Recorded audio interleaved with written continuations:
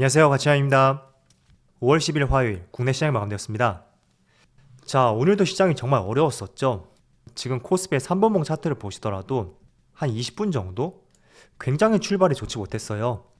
20분 만에 코스피가 2% 급락을 보여주었었고 요 근래 기간 중에 가장 공포스러웠던 구간이었을 거예요. 자, 그렇지만 다행히 시장이 조금은 회복하는 모습을 보여주었고 코스피는 결국 0.55% 하락으로 마감되었습니다. 그래도 종가상으로 봤을 때 2596포인트를 기록했고 2600포인트를 깨고 말았죠. 자, 그리고 코스닥도 마찬가지로 0.55% 하락으로 마감이 되었고 전반적으로 코스피하고 흐름이 비슷했던 것 같아요. 자, 이어서 코스피의 시가총액 상위 종목들을 살펴볼게요. 오늘은 그나마 반도체 관련주, 특히 SK 하이닉스의 흐름이 돋보이는 것 같고 삼성전자도 크게 밀렸다고는 볼 수 없는 것 같습니다. 그리고 어제 조금은 급락을 보여줬었던 삼성 SDI 소폭의 상승으로 마감이 되었고, 그리고 금융주 이쪽 종목을 제외한다면 생각보다 많이 밀렸다고는 볼 수 없는 것 같아요. 그리고 코스닥을 보면 코스닥도 보시면 알테오젠을 제외하고 대부분의 종목들이 1, 2% 내외에서 등락을 보여주었던 것 같습니다. 자, 그리고 코스피의 수급을 살펴볼게요. 오늘도 외국인의 순매도를 보여주었고 반대로 기관은 오랜만에 소폭의 순매수를 보여주었습니다. 일단 외국인의 순매도가 나왔지만 공포에 질릴 정도로 큰 규모는 아닌 것 같고요. 사실 제가 확인했을 때 오전장에는 이게 플러스로 잡혔었거든요. 그런데 종가는 조금 돌아서면서 마무리가 되었네요. 자, 그리고 코스닥은 오히려 외국인의 순매수가 들어왔고 기관만 나홀로 순매도로 보여주었습니다. 그리고 삼성전자는 여전히 외국인의 순매도가 나오고 있고 기관만 오랜만에 소폭의 순매수가 들어왔네요. 자, 그리고 SK 하이닉스는 외국인의 많은 순매수가 들어왔어요. 다만 반대로 기관은 순매도로 보여주었죠. 자, 그리고 삼성 SDI는 여전히 외국인의 순매도가 나오고 있지만 기관이 다거래일 만에 순매수를 보여주었고 또 장중 신저가를 경신했던 카카오, 이 종목은 기관만 나홀로 순매수를 보여주었네요. 자, 이어서 주체별 매매 동향에 대해서 살펴보도록 하겠습니다. 5월 10일 외국인이 가장 많이 매수한 종목은 SK하이닉스, 기아, S오일, LG에너지솔루션, 위메이드 이렇게 다 종목을 순매수 상위중 올렸습니다. 그리고 기관은 카카오, JYP, 삼성 SDI, 네이버, CJ제일제당 이렇게 다 종목을 순매수 상위중 올렸습니다. 자, 이어서 글로벌 증시를 살펴보겠습니다. 어제 약간은 예상은 했었는데 그래도 생각보다 미국 증시가 크게 밀리는 모습이 나왔어요. 지금 S&P 500은 3%의 급락이 나왔고 또 과거에는 밑에 꼬리를 많이 달았었다면 지금은 거의 몸통이죠. 거의 종가가 최저가에 마무리되었고, 그리고 나스닥을 보면 나스닥도 마찬가지로 4.3%의 폭락이 나왔습니다. 그리고 흐름 자체가 비슷한 것 같아요. 또 다우지수도 2%의 하락이 나왔고 비슷한 흐름을 보여주는 것 같죠. 자, 그리고 아시아 증시를 보면 일본 니케이는 0.9%, 또 대만은 0.5%, 그리고 상해지수는 반대로 0.2%의 상승을 보여주고 있습니다. 자, 오늘은 제가 드리고 싶은 말씀이 참 많은 것 같은데 사실 코스피가 그에 비해서는 조금 선방을 하는 것 같아요. 물론 장 초반만 하더라도 직전 저점 1월달에 형성했었던 직전 저점을 이탈했고 52주 신저가를 경신하게 되었습니다. 그래서 지수 자체가 2550포인트까지 크게 밀리는 모습이 나왔는데 지금 촬영 시점이 오후 2시쯤 되었거든요. 그런데 시초가를 회복하고 지금은 마이너스 0.7%에서 밑에 꼬리를 많이 달고 있습니다. 자, 그래서 종가는 어떻게 될지 모르겠지만 지금의 추세를 유지한다면 조금은 다행이지 않나 그런 생각이 들고요. 자, 일단은 제가 이거 한번 다시 말씀을 드릴게요. 지금 시장을 누르고 있는 가장 큰 이슈가 저는 경기 침체 우려감 때문이라고 생각을 하고 있어요. 그 이유 중에 하나는 어제 국제유가가 무려 6% 급락이 나왔어요. 과거에 정말로 인플레이션 우려감 때문에 지수가 크게 밀렸었다면 반대로 이렇게 국제유가, 원자재 가격이 크게 하락함에 따라서 주가는 상승이 나왔어야 되거든요. 그런데 많은 원자재 가격 중에서 우리가 바로미터 지표로서 활용하고 있는 국제유가, 그게 6%의 폭락이 나왔음에도 불구하고 오늘 정말 시장이 부진했었다. 그거를 설명할 수 있는 것은 인플레이션 우려감보다도 이제는 경기 침체에 대한 우려감, 그게 시장을 가장 크게 옥죄고 있는 하나의 재료라고 생각하시면 될 것 같아요. 자, 물론 이런 부분은 섣불리 예측할 수는 없겠죠.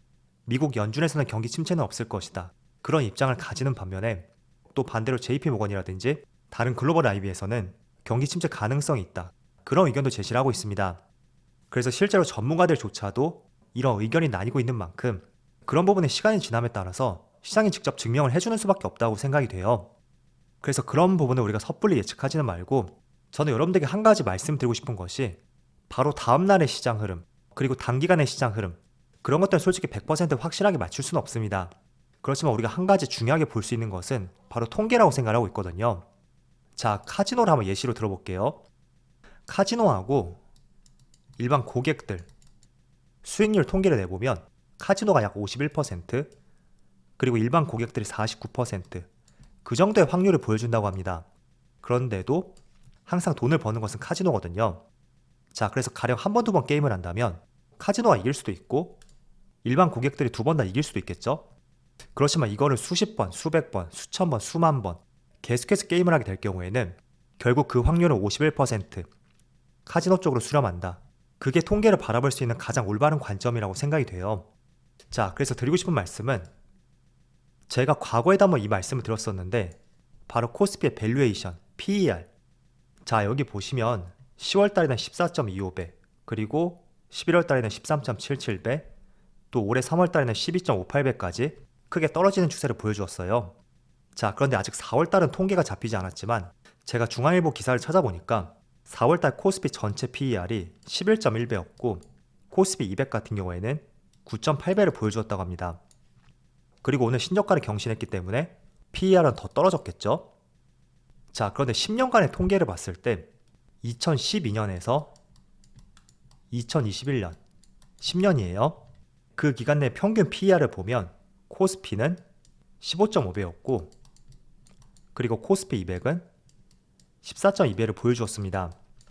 자, 그 말은 무엇이냐? 최근 10년 동안의 통계를 보더라도 그 평균치보다 지금의 주가는 철저하게 저평가 구간이다. 그거를 나타내는 것이고요. 자, 그럼 우리가 어떻게 대응을 해야 될까요? 내가 여유 자금이 있다면 지금은 공포의 구간에서 조금씩 매수할 수 있는 항상 그런 관점을 가져야 되고 충분히 공포가 시장에 녹아들고 얼어붙었던 시장이 조금은 회복이 된다면 다시 평균치만큼 코스피는 회복이 되겠죠? 자, 그렇기 때문에 워렌 버핏 같은 경우에도 남들이 두려워할 때 나는 주식을 매수한다. 그런 말들을 기사에서 참 많이 하고 있잖아요. 자, 그래서 그런 관점을 가질 수 있는 것은 저는 통계의 힘이라고 생각이 되고요. 제가 거짓말 하는 것이 아니라 여기 국가 통계 포털에 들어가서 직접 10년간의 평균을 한번 내보세요. 엑셀 자료를 통하면 금방 할 수 있으니까 한번 직접 해보신다면 신뢰감이 더 올라갈 수가 있고 그런 것들을 봤을 때 저는 지금 공포의 구간이지만 우리가 가진 무기가 시간이란 것을 알고 있다면 충분히 지금 구간은 매수의 관점을 가져보는 것이 유효하다. 그런 말씀을 드리겠고 만약에 이게 조금은 두렵다면 조금 높은 위치에서 매수해도 괜찮으니까 그 기간 동안 관망하는 것도 굉장히 좋은 방법이 될 것 같습니다. 자, 그래서 지금 시장을 바라보는 관점이 솔직히 기준이 없잖아요. 기준이 없다 보니까 지금의 위치가 높은 것인지 낮은 것인지 그런 판단도 들지 않을 것이고 또 내가 주식을 가진 비중이 많다 보니까 올바른 판단하는데 굉장히 무리가 있습니다. 그렇지만 제가 여러분들에게 기준을 한번 세워드렸고요. 그 기준을 세워드린 것은 10년간의 통계를 통한 코스피의 평균 PER, 밸류에이션이죠. 그 밸류에이션을 기반으로 해서 여러분들에게 말씀을 드렸고 특히 코스피 200 같은 경우에는 4월 기준으로 10배가 채 되지 않거든요. 오늘 같은 경우에는 아마 더 떨어졌을 거예요. 그래서 전례 없는 저평가 구간이다. 그 점을 말씀을 드리겠고 그리고 주식시장이라는 것은 솔직히 중간이라는 게 없어요. 누구나 열광하는 시장, 그런 시장에서는 시장이 오버슈팅이 나올 수가 있고 지금처럼 극도의 공포 구간에서는 이렇게 언더슈팅이 나올 수가 있습니다. 그래서 이런 구간들 두렵지만 시간이 지나서 바라봤을 때는 충분히 저점이 될 가능성도 있으니까 물론 지금보다 조금 더 떨어질 수는 있을 거예요. 그렇지만 제가 중심을 두고 바라보는 것은 이 평균 PER 여기서 크게 벗어났기 때문에 단기적으로는 더 떨어질 수는 있어도 그 떨어질 수 있는 폭보다는 올라갈 수 있는 룸이 더 크다. 그게 저의 생각이고 여러분에게 드리고 싶은 의견이었습니다. 자, 그래서 여기서 기준을 한번 세우셨으면 좋겠고요. 또 추가적으로 삼성전자에 대해서 말씀을 드려볼게요. 자, 오늘 삼성전자에서 이런 기사가 나왔어요. 삼성 반도체 5년 내 매출 더블 목표를 세웠다. 그리고 M&A도 본격적으로 채비를 한다. 이렇게 미래 비전이 제시가 되었는데 기사를 몇 개 찾아보니까 여기에 대해서 의문을 가지는 기사들이 있더라고요. 자, 왜냐하면 5년 내 매출이 더블이 돼야 된다는 것은 반도체가 매년 15%의 성장을 보여주어야 된다는 그런 말이 될 수가 있고, 최근의 흐름을 봤을 때는 자, 21년까지 보세요. 평균적으로 5%의 성장을 보여줬습니다. 그래서 과거보다 3배의 성장이 나와야 된다. 그런 말이 될 수 있고, 또 실제로도 지금 이미 삼성전자하고 SK하이닉스, 마이크론 이렇게 3개 기업이 과점을 하고 있기 때문에 여기서 큰 폭으로 점유율을 올리는 데는 한계가 있다는 의견이 있습니다. 자, 그렇다면 메모리보다는 파운드리 쪽을 고려해 볼게요. 자, 이쪽도 사실 TSMC가 절반 이상을 가져가고 있기 때문에 지금 격차를 많이 좁히지 못하고 있잖아요. 그래서 실제로 이 부분에 대해서 약간 우려감이 있다. 그런 의견들이 많이 나오고 있습니다. 그렇지만 삼성전자 측에서 향후 5년 내 250조를 목표로 하는 것은 저는 크게 두 가지 이유가 있다고 생각이 돼요. 첫 번째는 바로 2026년까지 반도체 캐파가 대량으로 증가하게 됩니다. 첫 번째로 평택 3공장, 이게 올 하반기에 가동을 시작할 것이고, 또 평택 4공장 같은 경우에는 2024년에, 그리고 미국의 텍사스 파운드리 공장은 내후년 하반기에 양산에 들어가기 때문에 이 기간 내에 캐파가 굉장히 증가한다. 그게 하나의 이유가 될 수 있고, 또 두 번째는 이렇게 메모리 반도체하고 파운드리 그쪽을 통해서 이 매출을 충분히 충족시킬 수가 없다면 바로 대안이 될 수 있는 것은 M&A죠. 자, 그래서 실제로 삼성 측에서도 올해 1월달에 기자간담회에서 이런 말을 했었죠.